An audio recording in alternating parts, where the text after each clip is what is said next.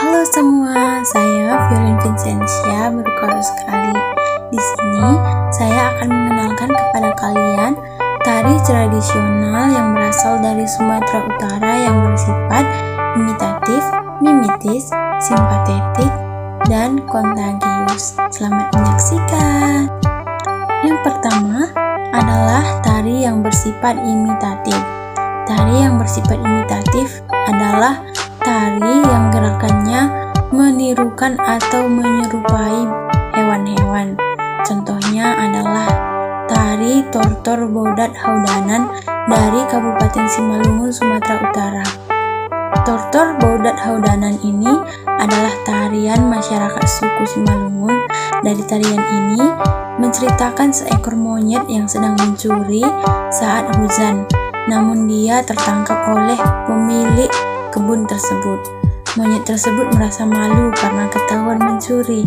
Nah, pada masa kerajaan Simalungun, tari ini digunakan untuk hiburan untuk Tuan Bolon atau Raja Simalungun. Namun sekarang tarian ini dipentaskan pada acara pagelaran seni Simalungun. Penari biasanya menggunakan pakaian hitam dan dilengkapi dengan kain yang diikat menyerupai ekor. Yang kedua adalah tarian yang bersifat mimetis. Tarian yang bersifat mimetis adalah tarian yang gerakannya menyerupai atau meniru segala tingkah laku atau aktivitas manusia. Sebagai contoh adalah tari lima serangkai dari Kabupaten Karo, Sumatera Utara. Nah, tarian ini menceritakan tentang muda-mudi dari suku Karo yang bertemu dan bertutur. Dalam tarian lima serangkai terdapat 5 gendang yang mengiringi tari, yaitu gendang morah-morah, gendang perakut, gendang patam-patam sering, gendang si pojok, dan gendang kawangkiung. Setiap gendang memiliki gerak yang berbeda dan makna yang berbeda. Nama dari gerak tersebut disesuaikan dengan gendang atau lagu pengiringnya. Yang pertama yaitu gerak morah-morah. Gerak morah-morah terbagi menjadi 2, yakni gerak memasangkan kain. Hal ini bertujuan untuk melatih muda-mudi Karo untuk bisa memakai busana atau pakaian adat Karo.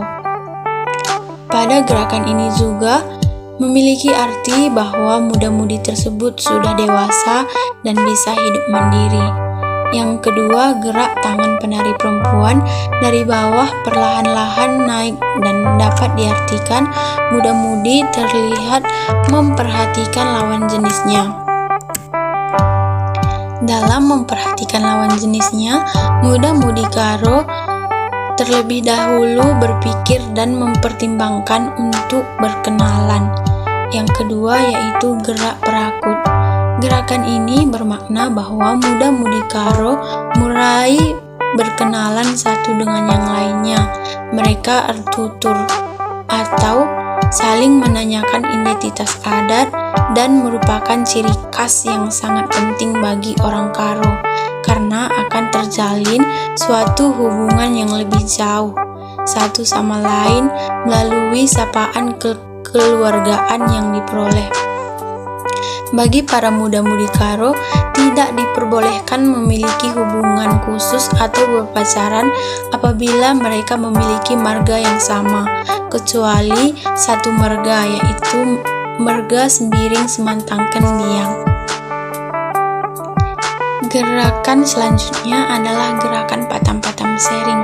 Dalam gerakan ini, muda-mudi yang telah berkenalan saling mengenal lebih dalam lagi, mempertimbangkan semuanya hingga akhirnya mereka memiliki hubungan khusus. Bagi masyarakat Karo, segala yang ingin dilakukan harus dipertimbangkan terlebih dahulu agar lebih siap mempertanggungjawabkan semua tindakan mereka. Selanjutnya adalah gerakan Sipajo. Dalam gerakan Sipajo ini menggambarkan bujuk rayu antara laki-laki dan perempuan. Gerakan ini dapat pula diartikan sebagai permintaan untuk menjalin hubungan yang lebih serius atau perkawinan dari pihak laki-laki. Yang kelima yaitu gerakan Kawang Kiyung. Pada gerakan ini, muda-mudi sudah sepakat untuk menjalin hubungan yang lebih serius dalam perkawinan.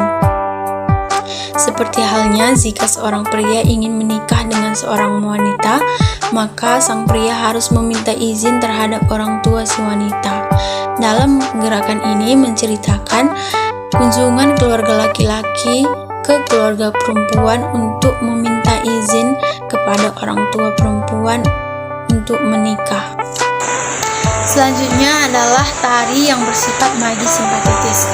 Tari yang bersifat magis simpatetis tercermin melalui berbagai gerakan yang ditujukan untuk mempengaruhi kekuatan seseorang, binatang, tumbuh-tumbuhan, dan suatu keadaan.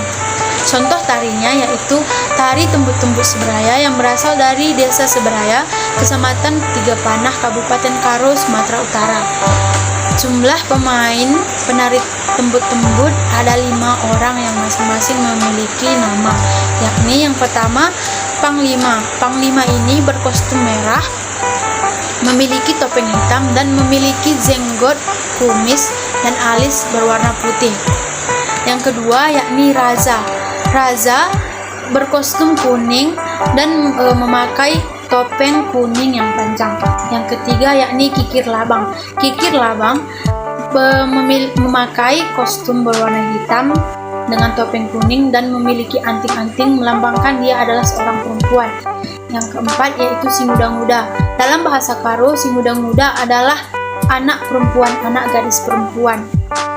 Kostum yang digunakan Si Muda-Muda adalah kostum berwarna putih dengan topeng kuning dan memiliki anting-anting melambangkan dia adalah seorang anak gadis perempuan. Yang kelima, Manuk Si Gurda-Gurdi atau Tubi Enggang. Kostum Manuk Si Gurda-Gurdi menyerupai seekor burung enggang. Tarian ini menceritakan seorang anak perana atau laki-laki muda yang mencintai putri raja atau si muda-muda. Dia melakukan ritual ilmu hitam agar bisa mendapatkan putri raja.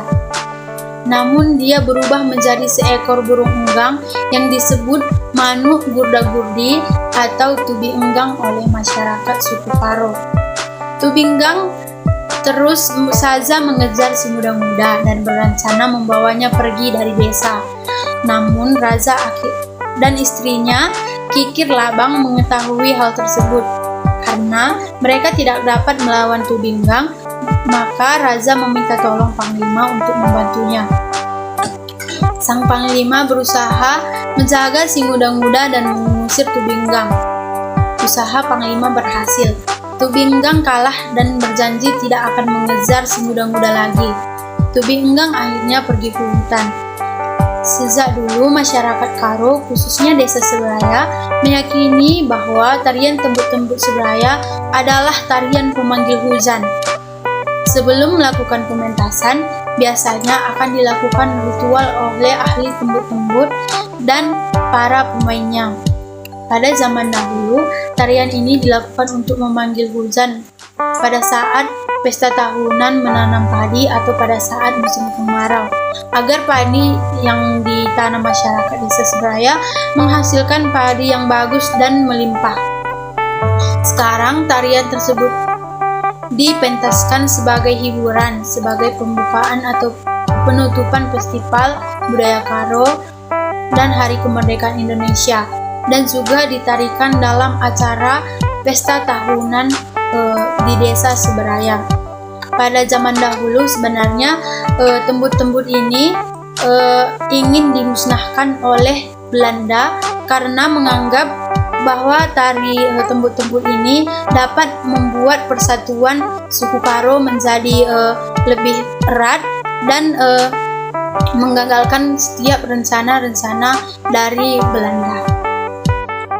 Yang keempat adalah tarian bersifat kontagius. Kontagius mempercayai kontak atau hubungan dengan objek untuk mencapai suatu kehendak seperti bergandengan, bersalaman, dan sebagainya.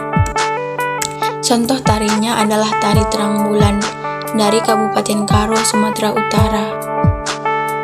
Tari Terang Bulan ini merupakan tarian suku Karo yang menceritakan tentang percintaan muda-mudi Karo di bawah sinar bulan purnama. Tarian ini menceritakan tentang bagaimana kisah percintaan muda-mudi Karo dahulu, di mana mereka harus menjaga etika dan kesopanan, harus saling membantu mematuhi peraturan adat, dan harus berani bertanggung jawab atas segala tindakan yang mereka perbuat. Penari terang bulan biasanya terdiri dari 10 orang yang berpasangan. Namun seiring perkembangan zaman, jumlah penari terang bulan biasa lebih dari 5 pasang. Tarian ini biasa dipentaskan secara formal dan non-formal, misalnya saat kunjungan orang terhormat ke Tanah Karo, acara festival budaya, acara pesta tahunan suku Karo. Kostum yang digunakan penari terang bulan adalah pakaian adat Karo dan berbagai jenis kain suku Karo. Musik yang mengiringi tarian ini berjudul Terang Bulan. Dalam tarian ini terdapat gerakan saling berpegangan tangan dan membentuk lingkaran, sehingga tarian ini termasuk tarian yang bersifat kontagius.